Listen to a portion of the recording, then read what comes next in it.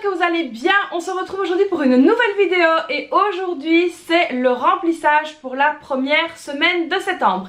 Et oui, je n'ai donc pas fait de remplissage depuis que j'ai fait donc le remplissage du mois, tout simplement pour la bonne et simple raison que j'ai donc un petit peu tiré en longueur pour justement bien recommencer le dimanche avec le remplissage habituel. Donc si vous faites comme moi, n'hésitez pas donc à vous laisser une petite réserve sur votre compte bancaire pour justement pouvoir commencer la semaine de manière correcte et commencer surtout une semaine complète. Donc ici on va se pencher sur le bureau et on va donc faire le remplissage pour la semaine à venir. C'est parti, on y va. Et donc voici le classeur avec le budget mensuel, ce qui me sert donc de porte-monnaie pour mettre donc mes enveloppes. Et alors ici j'ai préparé l'enveloppe pour le repas chaud des filles. Alors j'ai retourné l'enveloppe parce que j'ai déjà écrit le nom de famille, donc ici voilà, l'enveloppe ici est prête. Donc il y a les petits papiers donc avec le menu du mois et les choix que j'ai donc fait pour la cantine. Donc voilà, ici il faudra que je remplisse l'enveloppe et donc dans cette enveloppe là, pour info, je dois mettre 50 €, donc je les mettrai directement pour que ça parte directement à l'école.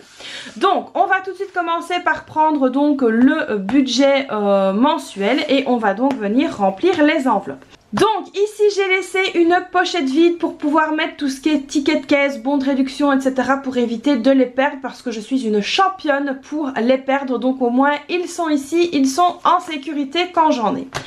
Alors on va donc commencer ici par le budget alimentation. Alors vous avez été nombreux à réagir sur ma vidéo de budget du mois en me disant hein, Christelle, tu ne mets que 250 € de budget par mois. Non, ici on met 500 €, à savoir que mon mari lui met 250 par carte et que moi je mets 250 ici en espèces.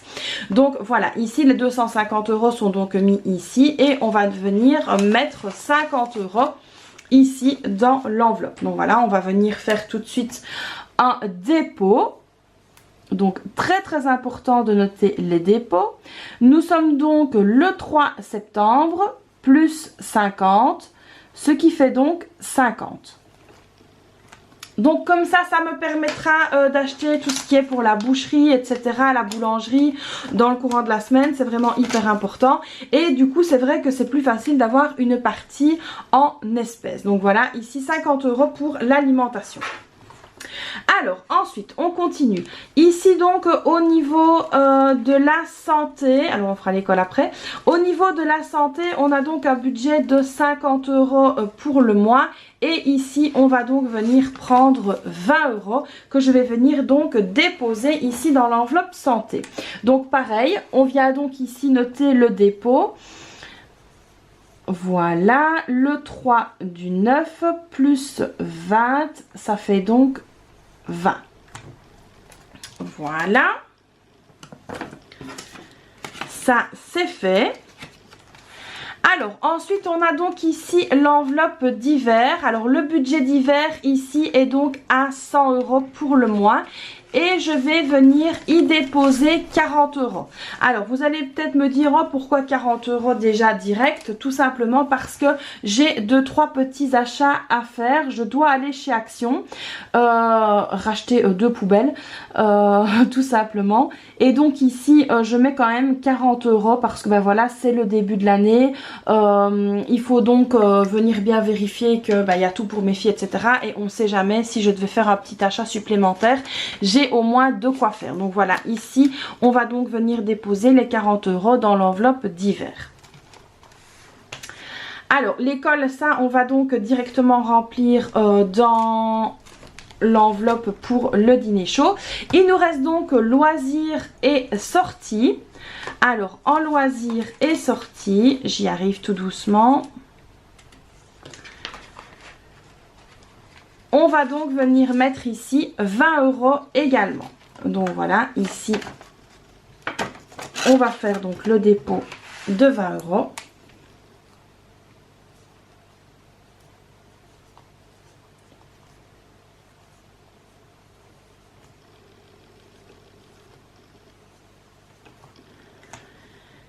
Et Et donc voilà, ici le dépôt de 20 € est donc fait. Donc alors je vais récapituler pour cette semaine-ci. J'ai donc mis 50 € en alimentation, j'ai mis 20 € dans la santé, j'ai mis 40 € dans le divers.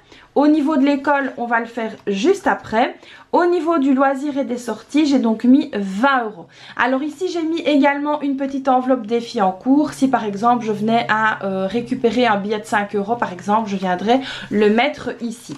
Donc voilà, pour cette semaine-ci, nous sommes donc parés. On va venir également mettre les 50 € du repas chaud dans l'enveloppe de l'école.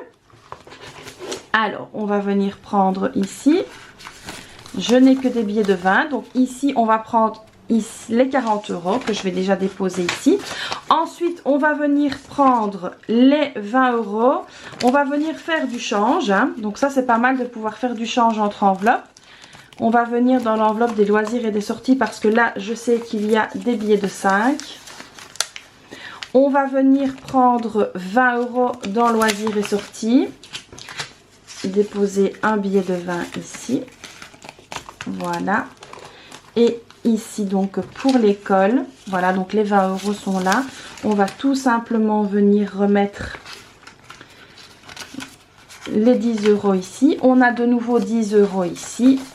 Ça fait donc 50 pour l'école. Donc ça c'est également une possibilité quand vous n'avez pas le montant exact dans vos enveloppes. N'hésitez pas à faire du change. Donc là c'est tout simplement du change entre enveloppes que j'ai fait. J'ai bien remis dans les bonnes enveloppes. Donc ça faites très attention. Il faut bien remettre dans les bonnes enveloppes. Et donc ici voilà les 50 € pour les repas chauds. Donc pour la cantine de mes filles. Sont donc bien mis ici. On viendra fermer l'enveloppe avec du scotch. C'est une enveloppe de récup. Mes filles pourront donc prendre ceci pour aller à l'école. Donc voilà, ça c'est bon, c'est fait. Alors le budget de la semaine est également fait. Le budget du mois est là. Donc ici, on est paré pour la semaine à venir. Donc voilà les amis pour ce premier remplissage, pour donc cette première semaine de septembre qui je l'espère se passera vraiment du mieux possible. Alors donc là on a vraiment toutes les cartes en main pour pouvoir y arriver. Le budget de la semaine est rempli, donc comme vous pouvez le voir on a quand même pas mal de budget. Alors je l'ai également dit en story sur Instagram, je suis allée faire des courses, des grosses courses, vraiment des grosses courses au Carrefour. Et là j'ai déjà dépensé 195 €. Alors vous allez me dire, waouh, 195 € chez Carrefour, mais qu'est-ce que tu as acheté? On a vraiment fait des courses énormes. Donc ici c'était en virtuel, donc c'était avec la carte, c'était avec le budget, je vais dire ça comme ça, de mon mari. Donc à savoir que lui il met 250 € et ici on a déjà dépensé 195 €. Petit mais, grâce à ce super retour de course que j'ai pu faire, j'ai quand même pu avoir 20 € en bon Carrefour. Donc ça c'est vraiment top, 20 € d'achat en fait sur ma carte Carrefour qui ont donc été crédités. Donc c'est pour ça que j'insiste toujours sur le fait que finalement Carrefour n'est pas si cher que ça, parce que quand vous allez faire les courses, alors attention, moi je prends tout ce qui est marque Carrefour, Simple, etc. Je prends très peu de marques à part certaines choses comme le Nutella, ou si je reçois une bouteille de Coca, vraiment la marque Coca, mais c'est vraiment très rare que j'aie des vraies marques entre guillemets. J'utilise plutôt les marques distributeurs quand je fais mes courses. Et donc ici grâce à cela j'ai quand même pu avoir 20 € sur ma carte Carrefour. Donc ça c'est vraiment très bien. Alors évidemment il y a plusieurs possibilités pour utiliser les cartes magasins. Donc que ce soit Carrefour, que ce soit Leclerc, que ce soit Intermarché, que ce soit Auchan ou n'importe quoi, partout il y a des cartes.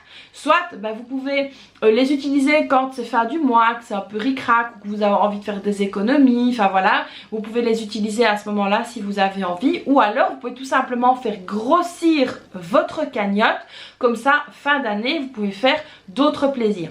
Alors c'est vrai que les années précédentes, avant l'inflation, tout ça, moi je cumulais donc les points sur ma carte Carrefour et du coup j'en profitais pour faire mes repas de fin d'année chez Carrefour, parce que évidemment les fins d'année on mange des choses un petit peu différentes. Donc moi j'aime bien du saumon fumé, j'aime bien manger des scampi, enfin j'aime bien manger un peu d'autres choses comme les petites bûches, etc.